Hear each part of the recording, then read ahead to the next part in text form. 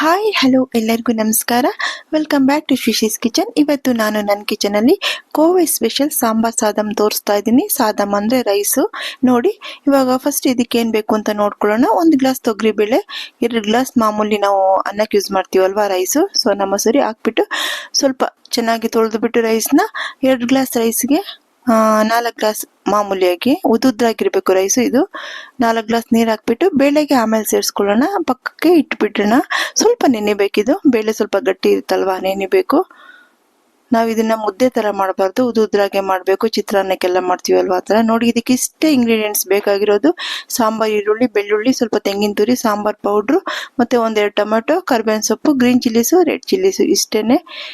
ನೋಡಿ, ಈ ಐಟಮ್ ಇಟ್ಕೊಂಡೇನೆ ನಾವು ಸಾಂಬಾರ್ ಸಾದಮ್ ಮಾಡ್ತಾ ಇರೋದು. ವೆರಿ ವೆರಿ ಟೇಸ್ಟಿ ಆಗಿರುತ್ತೆ. ನೋಡಿ, ಆಯಿಲ್ ಹಾಕ್ಬಿಟ್ಟು ಸಾಸಿವೆ ಸೇರಿಸ್ಕೊಂಡು 4 ಸ್ಪೂನ್ ಆಯಿಲ್ ಹಾಕಿ, ಮತ್ತೆ ರೆಡ್ ಚಿಲ್ಲೀಸು, ಗ್ರೀನ್ ಚಿಲ್ಲೀಸ್ ಹಾಕ್ಬಿಟ್ಟು ಕರ್ಬೇವಿನ ಸೊಪ್ಪು ಸೇರಿಸ್ಕೊಂಡು ಸಾಂಬಾರ್ ಈರುಳ್ಳಿ ಸೇರಿಸ್ಕೋಬೇಕು. ಸೇರಿಸ್ಕೊಂಡು ಸ್ವಲ್ಪ 1/4 ಸ್ಪೂನ್ ಟರ್ಮರಿಕ್ ಸೇರಿಸ್ಬಿಟ್ಟು ಸ್ವಲ್ಪ ಇದನ್ನ ಫ್ರೈ ಮಾಡೋಣ. ತುಂಬಾ ಫ್ರೈ ಆಗೋದೇನು ಬೇಕಾಗಿಲ್ಲ. 1 ನಿಮಿಷ ಇಲ್ಲ 1-2 ನಿಮಿಷ ಫ್ರೈ ಮಾಡಿಬಿಟ್ಟು, ಇದು ಟೊಮೆಟೊ ಈ ಥರ ದಪ್ಪದಾಗಿ ಕಟ್ ಮಾಡ್ಕೊಂಡಿರ್ಬೇಕು ನಾವು.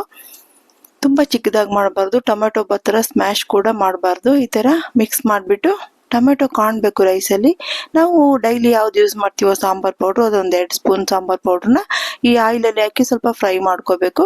1 ನಿಮಿಷ ಇಲ್ಲ 2 ನಿಮಿಷ ಇದನ್ನ ಫ್ರೈ ಮಾಡಿಕೊಂಡ್ರೆ ಅರೋಮ ಚೆನ್ನಾಗಿರುತ್ತೆ.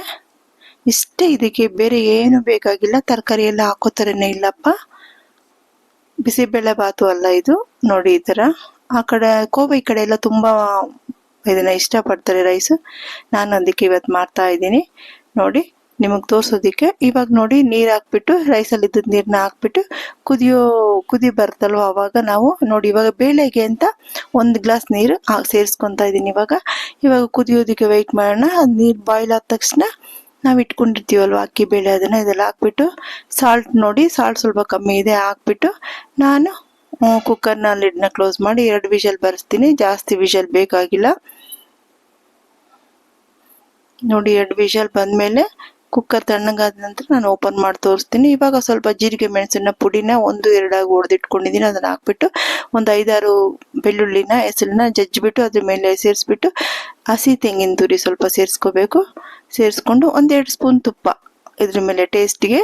ನೀವು ತಟ್ಟೆನಲ್ಲಿ ಸರ್ವ್ ಮಾಡುವಾಗ ಮೇಲೆ ಬೇರೆ ಹಾಕೊಡ್ಬೋದು. ತುಂಬಾ ಟೇಸ್ಟಿಯಾಗಿರುತ್ತೆ. ಮುದ್ದೆ ಇರಬಾರ್ದು, ಈ ಥರ ಇರಬೇಕು ರೈಸು. ನೋಡಿ, ಸೇರಿಸ್ಕೊಂಡು ಸ್ವಲ್ಪ ಕೊತ್ತಂಬರಿ ಸೊಪ್ಪನ್ನ ಮೇಲೆ ಹಾಕ್ಬಿಟ್ಟು ನಾವು ಸರ್ವ್ ಮಾಡಿಕೊಂಡ್ರೆ ತುಂಬ ಸಖತ್ತಾಗಿರುತ್ತೆ. ನೀವು ಮಾಡಿ ನೋಡಿಪ್ಪ. ಈ ರೈಸ್ನ ಹೇಗಿತ್ತು ಅಂತ ನನಗೆ ಕಮೆಂಟ್ ಸೆಕ್ಷನ್ ತಿಳಿಸಿ. ನನ್ನ ಚಾನಲ್ನ ಸಬ್ಸ್ಕ್ರೈಬ್ ಮಾಡಿಪ್ಪ, ಲೈಕ್ ಮಾಡಿ, ಕಮೆಂಟ್ಸ್ ಮಾಡಿ. Thank you.